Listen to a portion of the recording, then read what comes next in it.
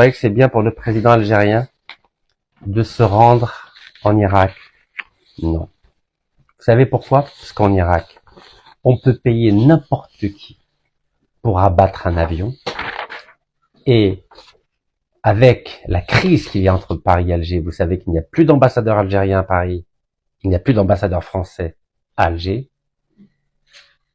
Souvenez-vous de ce qu'a dit l'ancien juge antiterroriste, je vous le redis pour la deuxième fois. Il a dit qu'il serait très heureux qu'il y ait un renversement de régime en Algérie. Et quel serait le meilleur scénario pour qu'il y ait un renversement de régime en Algérie, c'est-à-dire un coup d'État?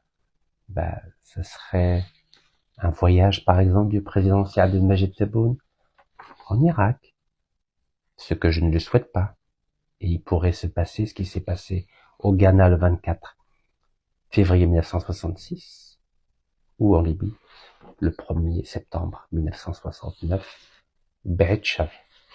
Donc, Monsieur le Président Saad Majid Tebboune, je vous invite à écouter le conseil du peuple algérien. N'allez surtout pas en Irak au sommet arabe qui va se tenir à Bagdad au mois de mai, qui est le mois de la malédiction. Je vous ai cité plusieurs exemples d'avions ou d'hélicoptères qui ont été abattus.